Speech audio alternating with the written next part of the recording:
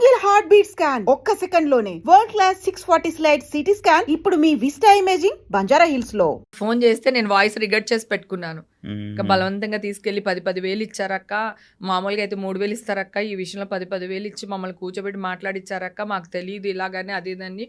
మా అబ్బాయి ఫోన్ చేశాడు, ఎక్కడెక్కడో నా అసిస్టెంట్కి ఫోన్ చేసి నెంబర్ తీసుకుని వాడు నాకు కాల్ చేశాడు. అంటే వాళ్ళే కెమెరా ముందు మాట్లాడేసి, అంటే నువ్వు డబ్బులు ఇస్తానంటే పాపం వాళ్ళ ప్రాణం ఎంత నాన్న, 10,000 వాళ్ళకి చాలా ఎక్కువ కదా.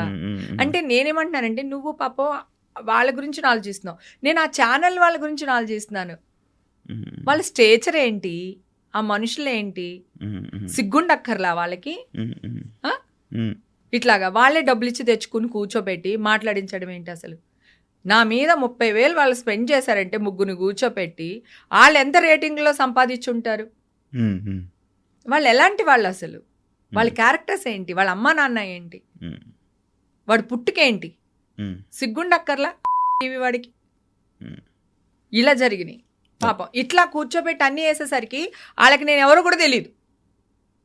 కర్ణాటక పోలీసులకి నేను వచ్చిన ఆవిడ సెలబ్రిటీయా లేకపోతే మామూలు అమ్మాయా అని వాళ్ళకి ఏమి తెలియదు.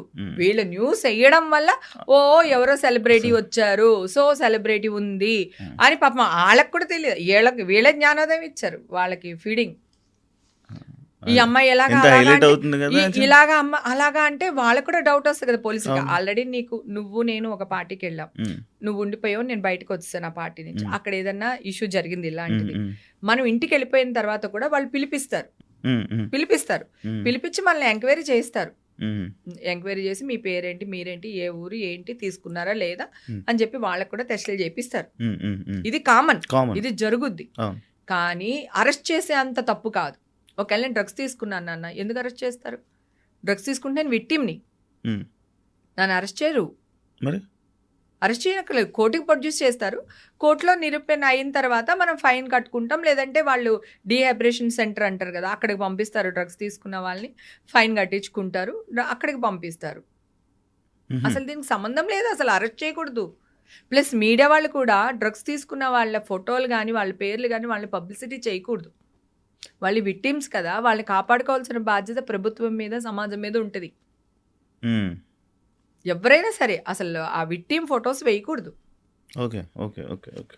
కానీ మొత్తం పెద్ద ఇదే అయింది కదా, అసలు చాలా చేసేసారు కదా. ఎంత నష్టపోయాను నాన్న. ఈషా గారి ఫ్రెండ్స్ దూరం పెట్టేశారు ఆ పాపని. ఆ ఉద్యోగం టైంలో తన ఇబ్బంది పడిపోయిందా, నేను నా ఫ్రెండ్స్ అందరూ ఇదైపోయారా. మా అమ్మ, మాది పల్లెటూరు నాన్న, నేను పరువు కోసం చచ్చిపోతాను. యాక్చువల్లీ అది ఇప్పుడు అడుగుదాం అనుకున్నాను. అది మీ అమ్మగారి గురించి కూడా నిన్న మనం వీడియో అప్లోడ్ చేసిన దాంట్లో ఫుల్ ఎమోషనల్ అయ్యారు చాలా. అసలు నేను అమ్మ మీద ఎన్నిసార్లు ఒట్టేసినా కూడా ఎమోషన్లో వచ్చేస్తుంది అసలు కళ్ళంటి నీళ్ళు. పాపం నేను అది కూడా చెప్పాను, నేను మా మదర్ ఇబ్బంది పడుతున్నారు. అప్పుడు కూడా వీడియో పోస్ట్ చేశాను, ఇమ్మీడియట్ గా పోస్ట్ చేశాను. అమ్మ ఏమైపోయిందంటే బ్లాంక్ అయిపోయి ఎవరో వచ్చేసారు, నన్ను తీసుకెళ్ళిపోతున్నారు, నన్ను వచ్చేయమంటున్నారు, నేను వెళ్ళట్లేదు, నేను గట్టిగా పట్టేసుకున్నాను గుమ్మాన్ని, పిచ్చి పిచ్చిగా మాట్లాడుతుంది. అసలు కాన్షియస్లో కూడా లేదు అమ్మ. నేను హాస్పిటల్ వీడియో పెట్టినప్పుడు అమ్మ ఏదేదో మాట్లాడేస్తున్నారు. సో అమ్మ కొలాప్స్. అప్పటి నుంచి ట్రీట్మెంట్లు జరుగుతూనే ఉన్నాయి. సడన్ గా హార్ట్ స్ట్రోక్ వచ్చింది. అస్సలు అనుకోలేదు. మా అమ్మని ఎంతైనా బతికించుకుందాం అనుకున్నా. మా తమ్ముడు కూడా బాగా చూసుకుంటాడు మదర్ని కోల్పోయానా. నా కూతురా, నా ఫ్రెండ్సా, నా అపార్ట్మెంట్లో వాళ్ళు నిజంగా చాలా మంచి వాళ్ళు.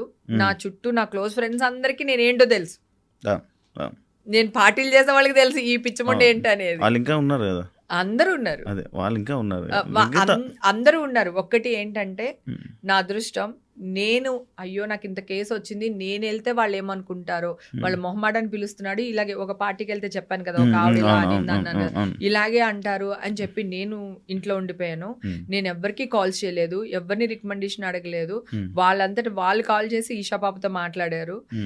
అంటే నేను ఇష్యూలో ఉన్నప్పుడు మొత్తం ఇండస్ట్రీ అంతా ఈషా, నా క్లోజ్ సర్కిల్ ఎవరున్నారు, మా హీరోలు ఎవరున్నారు, మా వాళ్ళందరూ ఈషాకి సపోర్ట్గా నుంచుని ఈషాని అట్లా ముందు పెట్టి నడిపించారు. మా ఆయనకి భయం, మీడియా ముందుకు రారు, మిగతా విషయాల్లో ఉండరు, హాస్పిటల్కి వెళ్ళాలంటే కూడా భయం దానికి, తన ఒక టైప్.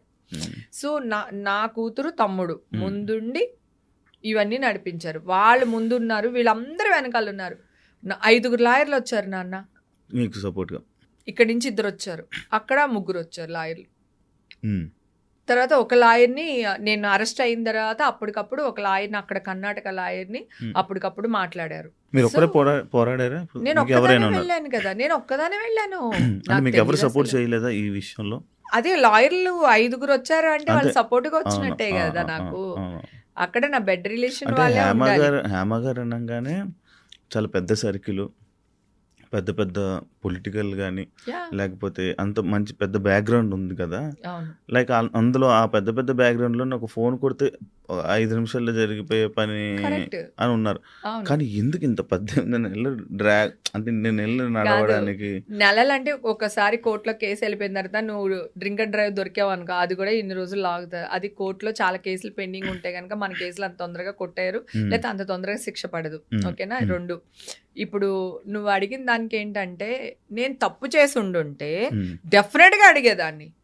సరే నేను తప్పు చేసేసాను, నేను ఇది అయిపోయింది, నా తప్పు అయిపోయింది, ఎట్లా అయినా పర్లేదు మీరు బతికించండి అని నేను పోనీ కాళ్ళు పట్టుకుంటాను, లేదా కడుపు పట్టుకున్నా మా హీరోలనో ఎవరినో ఒకరిని కడుపు పట్టుకున్నా అడుగుతాను. నేను చేయనప్పుడు నేను ఎందుకు భయపడాలి, నేను ఎందుకు రికమెండేషన్ తీసుకోవాలి? నేను ఒక్కదానే వెళ్ళాను ఎంక్వైరీకి, నేను ఒక్కదానే వెళ్ళా. నేను వాళ్ళకి ఇన్ఫర్మేషన్ ఇచ్చి వెళ్ళా. సార్ నేను ఈ టైంకి వస్తాను, కెన్ ఐ కమ్ సార్? నా దగ్గర అన్ని ఎవిడెన్సెస్ ఉన్నాయి, కోర్టుకి మొత్తం ఇచ్చాను. ఇదిగోండి సార్, వాళ్ళు ఫస్ట్ నోటీస్కి నేను రిప్లై ఇచ్చాను, సెకండ్ నోటీస్కి రిప్లై ఇచ్చాను, థర్డ్ నోటీస్కి నేను వెళ్ళి ఆయన ముందు ఉన్నాను అని చెప్పి. నువ్వు ఒకటి ఆలోచించి, నేనైనా దేశద్రోహం చేస్తానా? నన్ను అర్ధరాత్రి పట్టుకెళ్ళి జడ్జి ముందు నుంచోబెట్టి సినిమా రేంజ్లో నన్ను తీసుకెళ్లి జైల్లో వేయడానికి అంత తప్పేం చేశాను? నేను ఆ పోలీసు వాళ్ళు కూడా అదే అడిగాను, నేను అంత తప్పేం చేశాను? ఇంత పరిగెత్తుకుని తీసుకుని వెళ్ళి అంత తీసుకెళ్ళి అక్కడ అప్పచెప్పాల్సిన అవసరం ఏంటని అడిగా. మేడం మీడియా వాళ్ళు మమ్మల్ని ఇలా అడుగుతున్నారు మేడం, 10 lakhs తీసుకుని మీరు ఆవిడ అరెస్ట్ చేయడం మానేసారా అని. 10 lakhs వాళ్ళు డబ్బులు కూడా మెన్షన్ చేస్తున్నారు. అంత ఫోర్స్ చేశారు పోలీసులకి వీళ్ళు. మరి వాళ్ళకి ఎలా ఉంటది? మేమేం తీసుకోలేదు, ఆవిడెవరో కూడా మాకు తెలియదు, వీళ్ళేంటి ఇలా అడుగుతున్నారు, రేపు పొద్దున మా ఉద్యోగాలు పోతాయేమని వాళ్ళకి ఉంటుంది కదా. చెప్పాను కదా, మీడియా వాళ్ళు ఇన్వాల్వ్ అవడం వల్ల 100 కేసులు గెలిచిన ఒక న్యాయవాదికి 1 కేసు ఓడిపోవటానికి కారణం మీడియా ఇన్వాల్వ్మెంట్ వల్ల జడ్జిమెంట్ మారింది అని అన్నారు. దానివల్ల మనకి బెయిల్ శాంక్షన్ చేశారు వాళ్ళు ఆలోచించిన తర్వాత. ఓకే, ఇదే ఇప్పుడు అంత ఏం లేదు, నిర్దోషి, తను అలాంటివి ఏం తీసుకోలేదు అని చెప్పి వార్త రాగానే మీ ఫ్యామిలీ మెంబర్స్, అమ్మగారు విన్నారా వార్త? విన్నారు. 3వ తారీఖున వచ్చింది, నవంబర్ 3rd వచ్చేసింది. నవంబర్ 12th నేను నా బర్త్డే గట్టిగా చేసుకున్నా. పోయిన సంవత్సరం బర్త్డేనే చేసుకోలేదు నేను. సో ఈ సిచ్యువేషన్స్ వల్ల మళ్ళీ నేను బర్త్డే పార్టీ పెట్టి మళ్ళీ దాన్ని ఇంకొక బూత్ చేస్తారు ఎందుకు అని చెప్పి తిట్టించుకో. అందుకని నేను అసలు పోయినసారి బర్త్డే చేసుకోకపోతే 2-3 ఫ్రెండ్స్ అందరూ కలిపి అట్లీస్ట్ కేక్ అన్నా కట్ చేయవే ఏంటి అది ఇది అని అలా చేశారు. పోయిన ఇయర్ చేసుకోవాలి, ఈ ఇయర్ 3rd వచ్చేసింది. సో పేపర్స్ రావడానికి టైం పట్టింది. కోర్టు జడ్జిమెంట్ కాపీస్ నా చేతికి వచ్చే వరకు చెప్పొద్దు అన్నారు. అందుకని నేను చెప్పలేకపోయాను. అప్పుడు నా 12th నా బర్త్డే కూడా చేసుకున్నాను. బానే ఉంది, పర్వాలేదు అమ్మ, ఇంకొక పేపర్స్ రాగానే మీడియాకి వెళ్తానమ్మా, అన్ని మంచిగా అయిపోతాయి, నువ్వు అసలు బాధపడకు, నా గురించి ఆలోచించుకో, అది ఇది అని చెప్పా. ఒక స్టేజ్లో నేను డిప్రెషన్కి వెళ్ళిపోయి నేనే చచ్చిపోదాం అనుకునే ఒక స్టేజ్లో మా అమ్మ నన్ను బతికిచ్చింది. నీకు ఏదన్నా అయిందంటే నేను ఒక దాని ఉన్నాను, నేను ఏమైపోతానో నీకు అర్థం కావట్లేదు, పిల్లుంది ఇక్కడ, నువ్వు ఎదవేషాలు ఏది అయ్యొద్దు, మైండ్లోంచి ఇవన్నీ పెట్టుకోకు అని చెప్పి మా అమ్మ ఒక ఆవిడ భాషలో బాగా తిట్టి వీళ్ళందరినీ చెప్పింది, ప్రామిస్ చేయించుకుంది, నువ్వు అస్సలు ఇంకొక సెకండ్ థాట్ అసలు తీసుకోవద్దు అని. ఒక సెకండ్ థాట్ తీసుకున్నాడప్పుడు అనిపించింది అంటే ఇప్పుడు హస్బెండ్ పర్వాలేదు, పాపకి ఇంకా మ్యారేజ్ కాలేదు కదా నాన్న, ఇప్పుడేగా స్టడీస్ కంప్లీట్ చేసుకొచ్చింది. అమ్మేమో ఆల్రెడీ డయాలసిస్ స్టేజ్ లో ఉంది, ఆవిడ ఇబ్బంది పడుతుంది, ఆవిడ రేపు ఆ టెన్షన్ లోనే ఉన్నారు. సో దీనివల్ల మనకి హ్యాపీ. నా కూతురు మా ఇంట్లో నా ఫ్రెండ్స్ అందరికి తెలుసు నేనేంటో అని. అంటే నేను ఎన్ని పార్టీలకి వెళ్తాను కదా, నా కారు నేనే డ్రైవ్ చేసుకుని మా ఇంటికి వస్తాను అబ్బా, ఎన్ని పార్టీలకి వెళ్ళినా. నేను డ్రైవర్ని పెట్టుకోను. నేనే చూసా, మీరు కూడా చూసారు కదా. సుమన్ కూడా మన సుమన్ టీవీ ఇంటర్వ్యూ జరిగినప్పుడు రోషన్ కూడా అన్నాడు, అక్క ఎన్ని పార్టీలు మన ఇద్దరం కలిసి చేయలేదు అక్క అనేసి. శివాజీ రాజా ఇంటర్వ్యూలో కూడా చెప్పాడు, అది మందు తాగదు, అది దాన్ని చూస్తే అలా అనుకుంటారు, అది తాగదు, అది ఇది అని మాట్లాడతారు. నాకు రెడ్ బుల్ ఒక షాట్ వేసి రెడ్ బుల్ వేసారంటే ప్రపంచాన్ని ఊపేస్తుంటాను అనమాట. ఎవడు రాడు అది ఇది అని. అది నాకు బై బర్త్ భగవంతుడు ఎనర్జీ ఇచ్చాడు. అది నేను షూటింగ్ లో కూడా ఇలాగే ఉంటాను, నేను నాకు అలవాటు. నేనే కార్ డ్రైవ్ చేసుకుని వస్తాను, అలాంటిది డ్రగ్సా?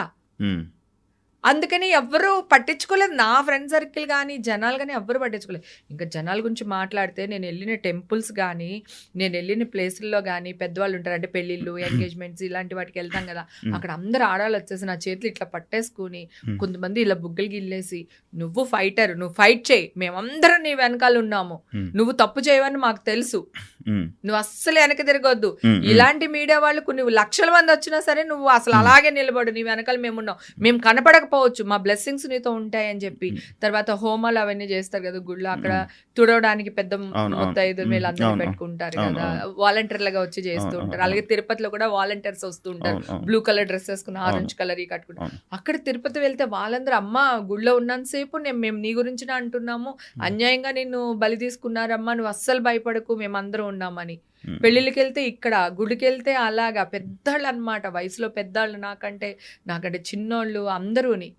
సో ఇంత మంది నమ్మలేదు, అంటే ఇంత పెద్ద న్యూస్ వేసినప్పుడు నన్ను తీసి పక్కకు పెట్టేయాలి. నా బిజినెస్లు పాడైపోయి ఉండాలి, నేను ఈవెంట్స్ చేసుకుంటాను, ఈవెంట్స్ పాడైపోయి ఉండాలి, నా కూతురు కెరియర్ పాడైపోయి ఉండాలి, నా హస్బెండ్ని పక్కన పెట్టేసి ఉండాలి, నన్ను పక్కన పెట్టి ఉండాలి.